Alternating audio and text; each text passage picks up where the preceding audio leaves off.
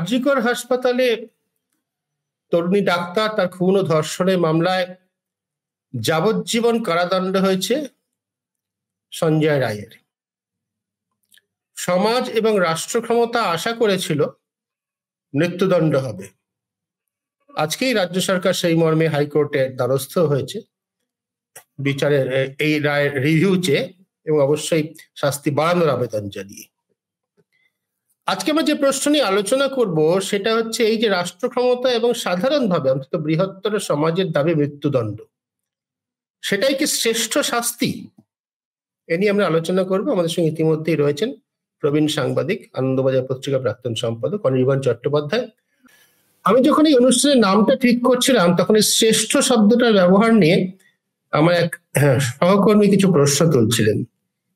তার বক্তব্য ছিল, সুদীপ্ত দা, এই শ্রেষ্ঠ মানে তো সেরা, সব থেকে ভালো, এখানে কি শ্রেষ্ঠ কথাটা ঠিক নাকি কঠোরতম কথাটা ঠিক?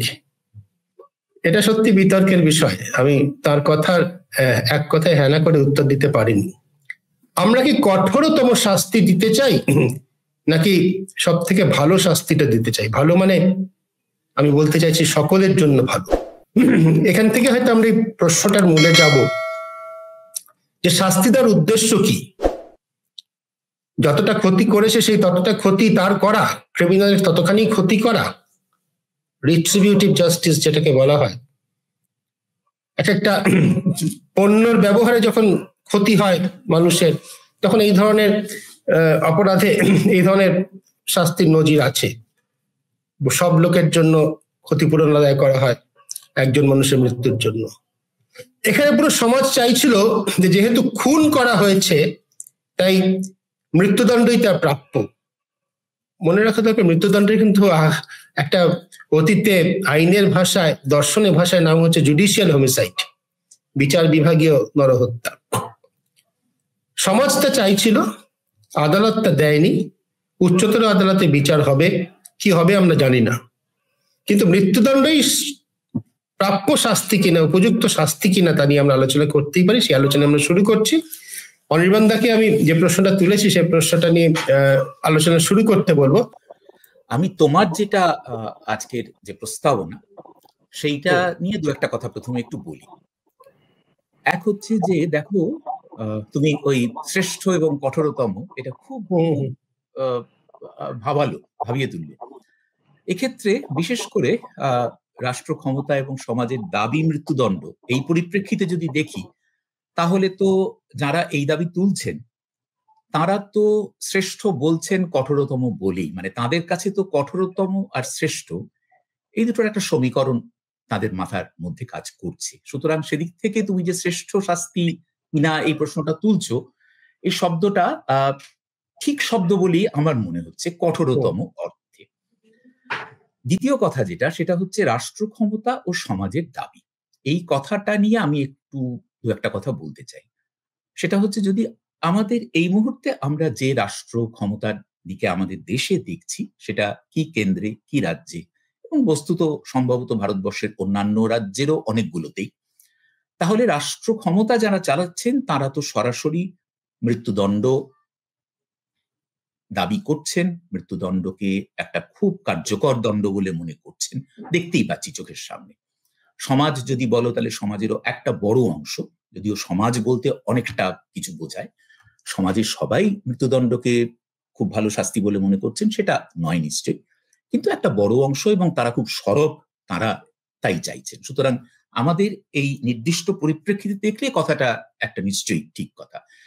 কিন্তু একই সঙ্গে এটাও মাথায় রাখতে হবে যে আজকের পৃথিবীতে এবং বহুদিন ধরেই অধিকাংশ দেশ, প্রথম কথা হচ্ছে সংখ্যার দিক থেকে দেখলে অধিকাংশ দেশে মৃত্যুদণ্ড একেবারেই আইনতই ওটা বন্ধ হয়ে গেছে, এবং অনেকদিন আগেই বন্ধ হয়ে গেছে বহু দেশে।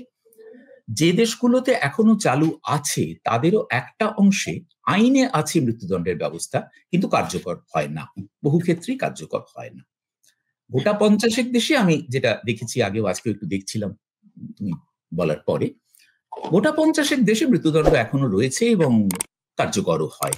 এবং সেই তালিকাটা, এবার এটা গেল সংখ্যা, এবার তালিকাটার প্রথম 4টে দেশের নাম হচ্ছে চীন, এটা অ্যামনেস্টি ইন্টারন্যাশনাল তালিকা, চীন, ইরান, সৌদি আরব এবং মিশর। এই 4টে দেশ। এবার এই 4টে দেশে আমরা যাই হোক আমাদের আদর্শ দেশ বলে মনে করা কঠিন, অন্তত বিচার ব্যবস্থার ক্ষেত্রে। এবং আরেকটা যে দেশে এটা চালু আছে এবং কার্যকর হয় সেটা হচ্ছে মার্কিন যুক্তরাষ্ট্র। এবার আমেরিকার বিশেষ করে এই বিচার এবং শাস্তির গোটা প্রক্রিয়া, সেটা নিয়ে তারা কিভাবে জাস্টিসকে দেখেন, রেট্রিবিউটিভ জাস্টিসের প্রতি সেই দেশের একটা যে প্রায় ন্যাচারাল টেন্ডেন্সি বহুদিন ধরেই দেখা গেছে, বারবার দেখা গেছে, যে দেশে যখন তখন যে কোনো লোক বন্দুক কিনতে পারে, বন্দুক রাখতে পারে, বন্দুক চালাতে পারে, সেই দেশটা যত উন্নত দেশই হোক না কেন, আমরা নিশ্চয়ই বিচার ব্যবস্থার কনটেক্সটে সেই দেশটাকে আমাদের আদর্শ দেশ বলে মনে করব না। আমার বক্তব্য একটাই এক্ষেত্রে, সেটা হচ্ছে যে রাষ্ট্র এবং সমাজ পৃথিবীর বিরাট অংশ জুড়ে তারা মৃত্যুদণ্ডের পক্ষে নয়, একেবারেই নয়। সুতরাং এটা আমাদের চিন্তার, খুবই যে প্রশ্নটা তুলছো সেটা অত্যন্ত চিন্তার একটা বিষয়। তার একটা বড় কারণ, এটা বিভিন্ন রিপোর্ট বলছে যে ভারতবর্ষে বিশেষ করে গত 1 বা 2 দশকে মৃত্যুদণ্ডের সমর্থন অনেক বেড়ে গেছে, অনেক বেড়ে গেছে জনসমাজের মধ্যে। তার কতগুলো কারণ যেগুলো আমরা সবাই বহুবার আলোচনা করি, আমি এখনই আর সেই আলোচনায় যাচ্ছি না, এখন একটু থামছি।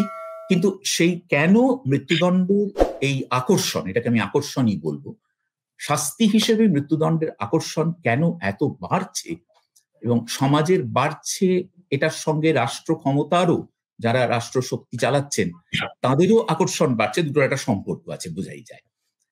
মানুষ যা চায় সেটা রাষ্ট্র যারা চালান তারাও চাইলে তাদের অন্তত ভোট পেতে সুবিধা হয়, এটা তারা মনে করেন। সুতরাং সমাজে কেন মৃত্যুদণ্ডের আকর্ষণ বাড়ছে এটা নিয়ে নিশ্চয়ই আলোচনা করা দরকার। এবং শুধু এই ঘটনা নয়, এই ধরনের অনেক ঘটনাতে যেখানে মৃত্যুদণ্ড দেওয়া হয়েছে বা হয়নি, কিন্তু দেওয়া হতে পারে এরকম সম্ভাবনা ছিল, এরকম বহু মামলার কথা আমরা জানি যেখানে এই ধরনের নানা রকমের অসঙ্গতি প্রশ্ন বারবার বারবার উঠেছে।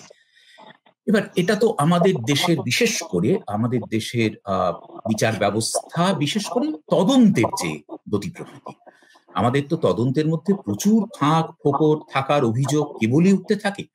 এবারে এইরকম একটা ব্যবস্থা যেখানে কাজ করছে, আইন আদালতের ব্যবস্থা, প্রশাসনের ব্যবস্থা, যেটার প্রচুর ফাঁক, প্রচুর ত্রুটি, প্রচুর ঘাটতি, এবার এরকম একটা সিস্টেমের মধ্যে মৃত্যুদণ্ডের মতো একটা ফাইনাল জাজমেন্ট, যার আর কোনো, যেটা কার্যকর হয়ে গেলে আর কিচ্ছু করার থাকবে না, ফেরার কোনো পথ নেই, এইরকম একটা এক্সট্রিম চরম দণ্ড তো আরোই বেশি বরং বিপজ্জনক এবং আপত্তিকর হয়ে পড়ে।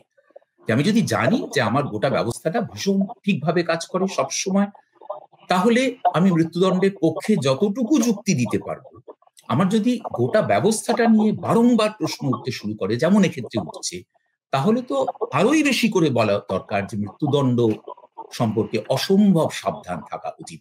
দেখো, ব্যক্তিগতভাবে মৃত্যুদণ্ড নিয়ে একটা পজিশন আমার ধারণা প্রত্যেককেই নিজের মতো করে ঠিক করতে হয়, সেটা না কেউই, আমি অনেক এটা নিয়ে চিন্তা করে বা যেটুকু পড়েছি দেখেছি, যে এটা নিয়ে কেউ শেষ কথা বলে দিতে পারবে যে মৃত্যুদণ্ড ঠিক বা ভুল, ওরকম করা মুশকিল আসলে।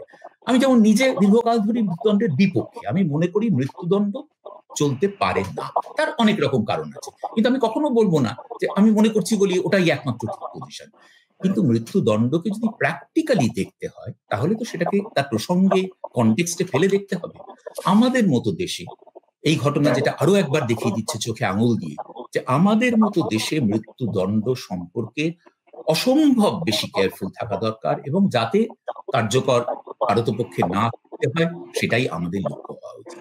এটা 1 নম্বর কথা।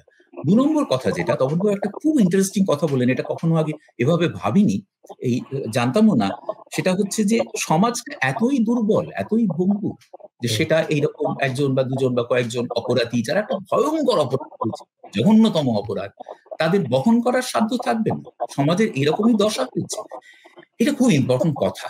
এবং এর সঙ্গে আরেকটা কথা যোগ করতে চাই, সেটা হচ্ছে অনেক সময়তেই মৃত্যুদণ্ডের পক্ষে একটা যুক্তি খুব জোর দিয়ে বলা হয়, সেটা হচ্ছে যে এইরকম ভয়ঙ্কর অপরাধ করে, আমি এক্ষেত্রে ধরে নিচ্ছি যে অপরাধ একদম নিঃসংশয়ে প্রমাণিত হচ্ছে এরকম বিভিন্ন ক্ষেত্রে, যে যা নিয়ে আর কোনো সন্দেহ নেই, যেমন সন্দেহ এক্ষেত্রে উঠছে সেরকম সন্দেহ কিছু নেই, একদম ডেফিনিট যে ওই অপরাধ ওই করেছে। এইরকম অপরাধ যে করে তার এই সমাজে বেঁচে থাকার কোনো অধিকার, এই একটা কথা বারবার যারা মৃত্যুদণ্ডের পক্ষে জোর দিয়ে বলেন তারা এই কথাটা বলেন। এবার অধিকার আছে কি না আছে, অধিকার থাকা কাকে বলে সেটার মধ্যে এখন যাচ্ছি না অন্তত, কিন্তু এখানে একটা অদ্ভুত অসঙ্গতি কাজ করে। সেটা হচ্ছে শুধু যে ধরনের অপরাধের জন্য, যেমন খুন বা যেমন একটা ভয়ঙ্কর ধর্ষণ বা যেমন সন্ত্রাসবাদী কার্যকলাপ, যেগুলোর জন্য মৃত্যুদণ্ডের বিধান আছে, শুধু সেইগুলোই জঘন্যতম অপরাধ। অনেক অপরাধ আছে যেগুলো আমরা ঠিক একটা ঘটনার মধ্যে দেখতে পাই না, কিন্তু অনেক অপরাধ আছে যার পরিণামে অসংখ্য মানুষ, একজন মানুষ দুজন মানুষ না, অসংখ্য মানুষ না খেতে পেয়ে মরতে বাধ্য হয়, যেটাকে কোল্ড ভায়োলেন্স বলে। যুদ্ধ লাগিয়ে দেওয়ার যে অপরাধ সম্পূর্ণ অকারণে অপ্রয়োজনে, আমরা এই মুহূর্তে পৃথিবীতে সেরকম দেখে চলেছি যে অজস্র শিশু যাদের কিচ্ছু করার নেই, অসহায় মানুষ, তারা মরে যাচ্ছে। এইটার পিছনে যারা এই ডিসিশনটা সজ্ঞানে নিয়ে চলেছে, তারা অপরাধ করছে না, এটা অপরাধ নয়, তাহলে তাদের এই পৃথিবীতে বেঁচে থাকার অধিকার থাকবে? অর্থাৎ অধিকার, পৃথিবীতে বেঁচে থাকার অধিকারটাকে আমি কি করে ডিফাইন করব, এইটা তো একটা বড় প্রশ্ন না করেই আমি ঝাট করে ও মেরেছে তাহলে ওকেও মেরে দেবো, এই যে একটা তোমারই লজিকে তোমাকে মারছি, আমার কাছে এটা করবো। একটা ইন্টারেস্টিং, জাস্ট ছোট্ট একটা ইন্টারেস্টিং, ওই যে অধিকার আছে কি নেই সেটা নির্ভর করে অধিকার কেড়ে নেওয়ার ক্ষমতা আমার আছে কিনা কিছু লোকের আছে কিনা তার উপর। নিশ্চয়ই নিশ্চয়ই নিশ্চয়ই, ঠিক ঠিক। না আমি এইটুকুই বলছি, আর একটা কথা আমার বলার আছে, কিন্তু আবার আমি একটা কথা বলিনি, সেটা হচ্ছে এখানে না একটা ব্যাপার আছে। তোমার এই আজকের মোশনটাতে আমার আবারও মনে হয়েছে কথাটা, এটা আমার বহুদিন ধরেই মনে হয়। সেটা হচ্ছে যে দেখো, আমি সত্যি মনে করি না যে রাষ্ট্র ছেড়ে দিলাম, কিন্তু সমাজে বহু মানুষ, এটা নিজেদের জীবনেও অভিজ্ঞতাতেও আমরা দেখি, সম্ভবত আমি অন্তত দেখেছি, যে যারা এমনিতে খুব রিজনেবল এবং শান্তিপ্রিয় মানুষ, যে সারাক্ষণ একে মেরে দাও তাকে মেরে দাও মারদাঙ্গা করছি, এরকম লোক নন, তাদেরও একটা বেশ ভালো অংশ মৃত্যুদণ্ডের প্রশ্নে এসে কিন্তু বলেন যে না, কি করা যাবে, তো এরকম অপরাধ যারা করছে তাদের তো বেঁচে থাকার অধিকার তো দেওয়া যায় না, এই একটা বোধ না কাজ করে, ভীষণ করে। এটা নিয়ে ভাবতে গিয়ে মনে হচ্ছে যে এটা শুধু মানুষের একটা জিঘাংসার ব্যাপার নয়, এটার মধ্যে আর একটা কিছু আছে, হয়তো অনেক কিছু আছে। আমার একটা জিনিস মনে হয়েছে, সেটা হলো যে দেখো, আমরা তো সবাই চাই যে একটা অপরাধ হলে তার একটা প্রতিকার হোক। এই প্রতিকারটা নানাভাবে হতে পারে, যেটাকে ক্লোজার বলে, যে একটা অপরাধ ঘটেছে তার কোথাও একটা ক্লোজার দরকার। যেই মুহূর্তে আমি ক্লোজারের কথা বলছি, যে একটা অপরাধ ঘটেছে সেটাকে খুলে রাখা যাবে না, তার একটা কোনো সমাপ্তি দরকার। মৃত্যু তো একটা খুব সব থেকে বড় সমাপ্তি। সুতরাং মানুষের একটা ন্যাচারাল টেন্ডেন্সি থাকতে পারে যে হ্যাঁ, ও যখন মেরেছে তখন ওর জীবনটাকেও শেষ করে দিলে এক অর্থে একটা তুল্যমূল্য বিচার হলো, দাঁড়িপাল্লায় দুটোকে রেখে সমান হলো। এইটা একটা।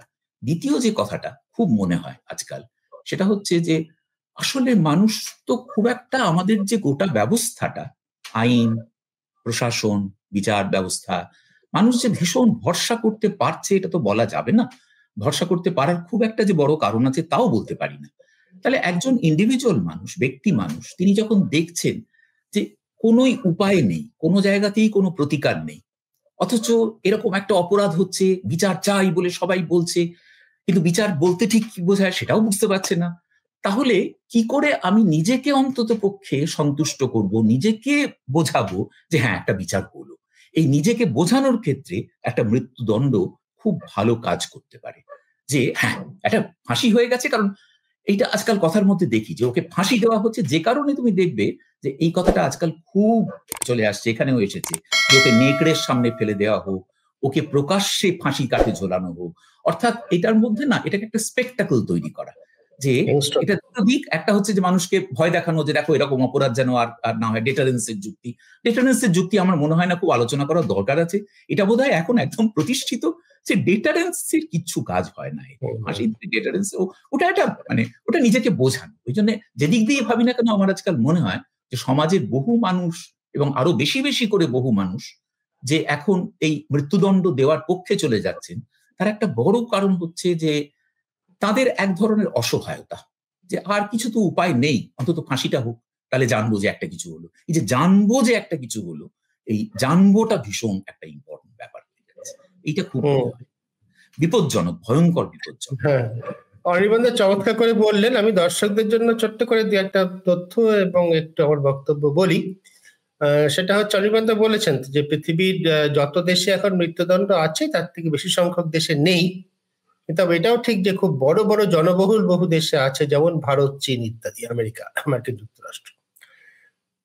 আসলে একটা অপরাধে কিভাবে শাস্তি দেওয়া যায় এ নিয়ে তো দার্শনিকরা বহু বছর ধরে আলোচনা করে আসছেন। এক ধরনের শাস্তি হতে পারে যে রিট্রিবিউটিভ, আমি যা ক্ষতি করেছে আমি সেটা উসুল করে নেবো, আদায় করে নেবো।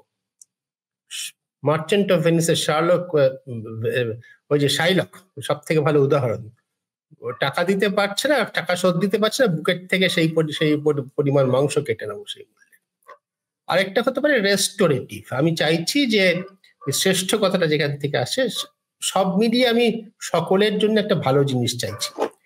এ নিয়ে অনেক তত্ত্ব আছে, অনেক দার্শনিকরা আলোচনা করেছেন। আমাদের দেশের অমর্ত্য সেন নিয়ে সম্প্রতিকালে আলোচনা করেছে, আরো অনেকে আলোচনা করেছেন। এর সমস্ত থেকে যেটা বেরিয়ে আসে, অনির্বাণ তার 4.5টা মোটামুটি বলেছেন। সাধারণভাবে এটা প্রতিষ্ঠিত যে একজন মানুষকে মৃত্যুদণ্ড দিয়ে ভবিষ্যতে এরকম অপরাধ বন্ধ করা যায় না। দিল্লিতে নির্ভয়া মামলার ক্ষেত্রে যেভাবে আইন পরিবর্তন হয়েছে, 4 জনকে একদিনে তিহার জেলে ফাঁসি দেওয়া হয়েছে, তারপরেও কিন্তু সঞ্জয় রায়ের ঘটনা ঘটেছে। সঞ্জয় রায় যদি সেই একাই করে থাকে বা যেই করুক না কেন, তারপরেও কিন্তু আর্জি করে ঘটনা ঘটেছে। তো একটি সাংঘাতিক শাস্তির ঘটনা কিন্তু মৃত্যুদণ্ড কিন্তু অন্য অপরাধকে রোধ করতে পারে না। ডিটারেন্সের যে কথাটা অনির্বাণ বলছেন, মানে ভবিষ্যতে অপরাধ আটকাতে পারে কিনা, এটা প্রতিষ্ঠিত আজকাল পারে না। আমি একটু তপনবাবুর কাছে যাওয়ার আগে আরেকটু বিষয় বলবো, সেটা হচ্ছে মৃত্যুদণ্ড দেওয়ার সম্পর্কে কিন্তু এই শুধু যুক্তি ছাড়াও একটা খুব বড় নৈতিক দিকও আছে। মৃত্যুদণ্ড মানে তো মানুষের জীবন কেড়ে নেওয়া। এই অধিকার একজন মানুষের আছে কিনা, এটা একজন অন্য মানুষ করতে পারে কিনা, এটা কিন্তু খুব বড় দার্শনিক প্রশ্ন। গর্ভপাতের প্রসঙ্গে যে যুক্তি, যারা গর্ভপাতের বিপক্ষে তারা দিয়ে থাকে, প্রাণ কেড়ে নেওয়ার অধিকার আছে কিনা। পৃথিবীতে বহু ঘটনা আছে, মৃত্যুদণ্ড হয়ে গিয়েছে, তপনবাবু আমার থেকে অনেক ভালো জানেন। আমি বিদেশে তো প্রচুর পড়েছি, মানে সত্যি ঘটনা। মৃত্যুদণ্ড কার্যকর করা হয়ে গিয়েছে, তার বহু বছর পরে জানা গিয়েছে সে ঘটনাস্থলে ছিলই না, অন্য একজন অপরাধ করে সে নির্বিঘ্নে সারা জীবন কাটিয়ে দিয়েছে।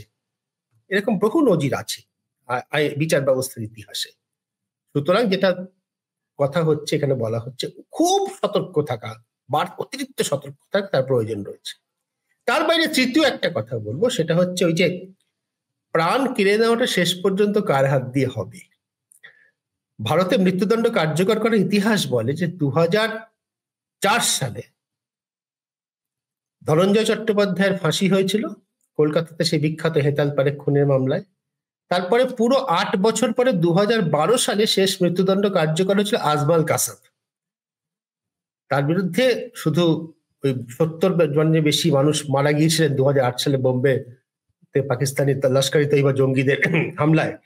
শুধু সেই হামলা নয়, দেশের বিরুদ্ধে যুদ্ধ ঘোষণা ইত্যাদি অনেক অপরাধ ছিল।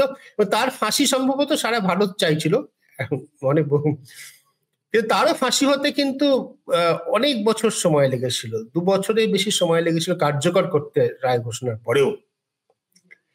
তার একটা কারণ আমরা অনেকে ভুলে যাই, তার কারণ মাঝখানে 5 বছর ভারতের রাষ্ট্রপতি ছিলেন প্রতিভা সিং পাতিল, এবং তার একটা নৈতিক অবস্থান ছিল যে শেষ পর্যন্ত মৃত্যুদণ্ড প্রাপ্ত সমস্ত আসামি প্রেসিডেন্টের কাছে, যিনি সংবিধান অনুযায়ী দেশে বিচার বিভাগীয় সর্বোচ্চ পদে আসীন বটে, তার কাছে ক্লিমেন্সি পিটিশন করে, প্রাণ রক্ষার জন্য আবেদন করে।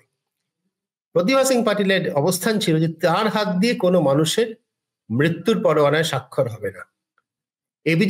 এপিজে আব্দুল কালাম তার আগে ধনঞ্জয় চট্টোপাধ্যায়ের মৃত্যু পরোয়ানায় সই করেছিলেন, কিন্তু আমি পরবর্তীকালে অন্য অতি উচ্চ পদে থাকা ক্ষমতাসীন ব্যক্তির কাছে শুনেছি কিছুটা রাজনৈতিক চাপে পড়ে, তাদের উপর চাপ সৃষ্টি করে আপনি করুন, তিনি কিন্তু করতে চাননি। তার পরবর্তীকালে প্রতিভা সিং পাটিলের পরে প্রণব মুখোপাধ্যায় রাষ্ট্রপতি হন, তার আমলে আজমল কাসেমের ফাঁসি হয়, এবং তারপরে ওই নির্ভয়া মামলা সহ ফাঁসি হয়েছে। সুতরাং যে ফাঁসি দিয়ে দাও, ফাঁসিতে চড়িয়ে দাও, এটা সবার পক্ষে বলা বোধহয় খুব সোজা, কিন্তু এটা যখন কাউকে করতে হয়, বিচারকদের করতে হয়, তপন বাবুদের মতো মানুষদের করতে হয়, তখন কিন্তু তাদের সামনে অনেকগুলো প্রশ্ন চলে আসে। আইনের প্রশ্ন চলে আসে, খুব বড় নৈতিকতার প্রশ্ন, ভালো মন্দ প্রশ্ন, প্রায় যে প্রশ্ন যুক্তি দিয়ে বিচার করা যায় না, পাপ পুণ্যের প্রশ্ন জাতীয় প্রশ্ন চলে আসে। সেটা কিন্তু বোধহয় অনেকটা যুক্তির অতীত। সুতরাং মৃত্যুদণ্ড কার্যকর করলেই এক্ষুনি মৃত্যুদণ্ড দিয়ে দাও যারা বলছেন, তারা নিজেরা ব্যক্তিগতভাবে কি তার দায় নেবেন? নাকি, আমার প্রশ্ন, এটা অন্য কেউ করে দেখাক, তিনি অনির্বাণ দা যেটা বললেন তার কি বলবো সুফল উপভোগ করবেন? এটা একটা বোধহয় বড় প্রশ্ন হয়ে যায়।